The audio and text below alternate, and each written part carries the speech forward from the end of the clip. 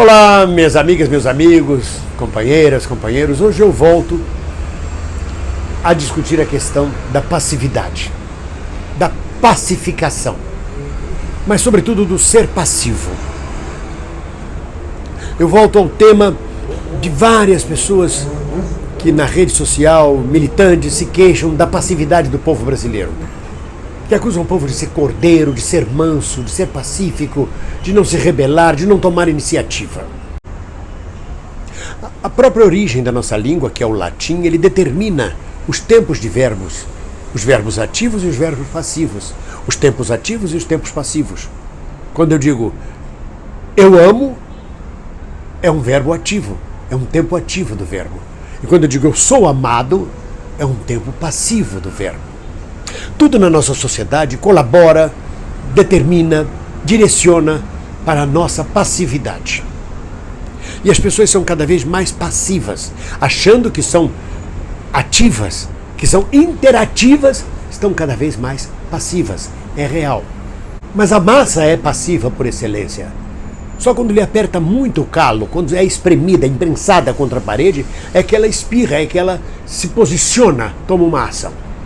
Foi assim há pouco tempo na Grécia, no Egito, nas primaveras árabes.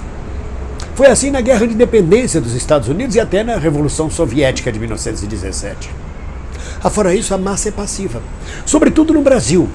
Eu já disse a vocês, e eu tenho a impressão, que desde a nossa independência foi feita uma conspiração, secretíssima conspiração, determinando que o Brasil deveria de ser uma nação cordial, de um povo alegre, cordial e pacífico. Como se nós nunca tivéssemos tido todos os levantes, as revoltas populares que pontearam a história do Brasil desde a independência, ou um pouco antes da independência, até os dias de hoje. Não, o brasileiro é sobretudo cordial, alegre, pacífico. Esta imposição ideológica sobre o nosso povo de que nós devemos ser pacíficos, cordiais e alegres e, portanto, passivos, é que nos leva a nos escandalizarmos quando vemos, durante uma manifestação de mais de 35 milhões de pessoas no país, quando um ônibus é queimado por um black bloc ou uma vitrine é quebrada por um manifestante. Ah, que horror, baderna, violência! Não, na Europa e nos Estados Unidos, no mundo inteiro, a violência é muito maior do que ela é capaz de ser mostrada nas televisões brasileiras. Mas pela nossa formação de passividade, qualquer coisa nos assusta. Eu me lembro de uma colega, de uma atriz, de uma grande atriz brasileira, que agora na maturidade, percebendo melhor a questão, ela me contava, quando eu era jovem, que eu era atriz, quando eu caminhava pela calçada, que o Vianinha, o Oduvaldo Viana Filho, teatrólogo comunista, ela dizia, quando o Vianinha vinha na calçada, eu trocava de calçada, porque eu dizia, meu Deus, onde esse homem aparece, só dá confusão. Ela queria ser passiva por excelência, ela não queria tomar nenhuma iniciativa, nem participar de nenhuma iniciativa do Vianinha, da luta dos intelectuais brasileiros à época do Vianinha. Porque tudo na sociedade solicita ser passivo. Quando essa multidão fica digitando, ou lendo, ou vendo memes e se divertindo com a internet, o dia inteiro debruçado na internet, ele não está sendo interativo, ele não está sendo ativo, ele está sendo passivo. Ele está recebendo memes, recebendo informação, ou então digitando mensagens para colegas, mas ele não pautou o assunto, ele recebe o assunto. Ele recebe a ação, mas ele continua na posição passiva. Estar digitando, estar navegando na rede não pressupõe atividade. Se não é você que determina qual é a ação que você quer que seja levada a efeito na rede social. O dramaturgo alemão Bertolt Brecht, por exemplo, fazia questão que os teatros onde ele trabalhava tivessem as cadeiras de madeira, que elas rangessem, que elas fossem desconfortáveis, que elas não reclinassem, que elas não permitissem ver o palco sem virar a cabeça para cá ou para lá porque tinha alguém na frente. Solicitava que suas peças mexessem com a plateia, pedissem a opinião da plateia, para evitar justamente que a plateia tomasse atitude de passiva diante do espetáculo. E você vê muito isso nos dramas burgueses dos teatros de hoje, no Brasil e no mundo. A plateia fica sentada passivamente assistindo a cena. Ela não é solicitada a participar. As cadeiras são confortáveis. E se alguém atrás fala alguma coisa, vai... Porque a palavra que foi dita atrás, que incomodou, a palavra é ação, é verbo, é ação. E sendo ação, não pode me tirar da minha passividade diante do palco que solicita a minha passividade. Nos próprios cinemas, hoje em dia, existem poltronas que praticamente deitam e a pessoa fica passiva olhando a tela de projeção. O cinema é uma grande sala de passividade. Falar em cinema, então, é um crime.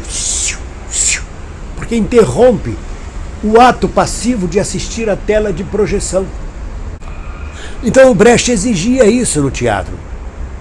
Eu mesmo, durante os 15 anos que eu passei na Bahia, minha formação teatral foi pelo grupo do Teatro Livre da Bahia, nós trabalhamos sempre nesse grupo visando a molestar, a impedir que a plateia fosse passiva, pacífica, que apenas assistisse sem participar, sem interagir de um espetáculo.